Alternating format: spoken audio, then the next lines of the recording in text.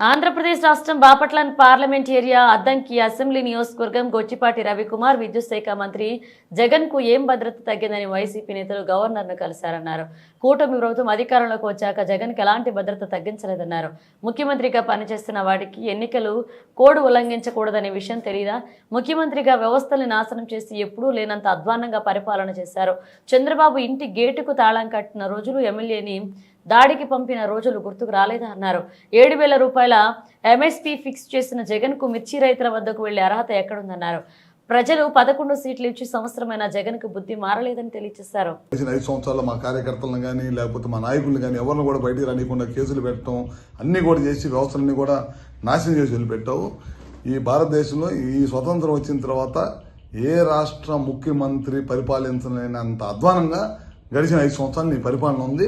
అందుకే ప్రజలు కూడా నీకు 11 సీట్లకు పరిమితం చేశారు. ఇప్పటికైనా నువ్వు ఒకసారి ఇంట్లో కూర్చొని ఆత్మ పరిశీలన చేసుకో. గడిచిన 5 సంవత్సరాలు ఏ విధంగా మనం పనిచేశాము, ఎందుకు ప్రజలు ఈ తీర్పు ఇచ్చారనేది చేసుకోవాల్సిన అవసరం ఉంది. మళ్ళీ వాళ్ళ నిన్న కోడ్లో నువ్వు బయటకు వచ్చావు. ఒక ముఖ్యమంత్రిగా పనిచేసిన వాడివి కోడ్లో వెళ్ళకూడదనే విషయాన్ని నీకు తెలియదా? అది కూడా తెలియకుండా నువ్వు ముఖ్యమంత్రిగా ఏ విధంగా పనిచేసావు? మిర్చి రైతుల గురించి వాళ్ళు నువ్వు మాట్లాడే అర్హత ఎక్కడ ఉంది నీకు? ఆ రోజు నువ్వే కదా ఎంఎస్పీ రేటు 7,000 రూపాయలు అని చెప్పి ఇచ్చింది. మా టైంలో బ్రహ్మాండంగా ఇవాళ ముఖ్యమంత్రిగా ఢిల్లీ లెటర్ రాయటం కానీ ఇంకా మంచి రేటు రావాలని చెప్పి ఇవాళ ముఖ్యమంత్రి గారు లెటర్ రాస్తున్నారు. ఆ రోజు తుఫాను వచ్చిన రోజు నువ్వు ఏ విధంగా రైతులను పరిశీలించావు?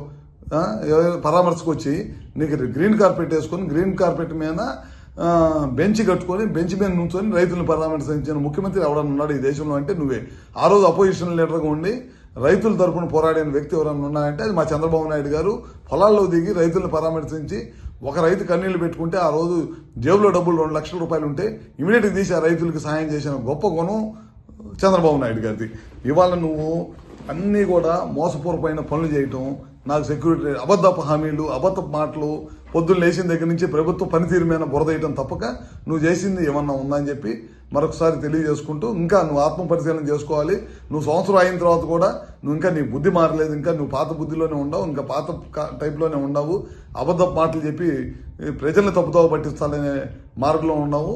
ఖచ్చితంగా మేము ఏదైతే చెప్పాము ఎలక్షన్ ముందు ఇచ్చిన హామీలన్నీ కూడా నెరవేరుస్తాం.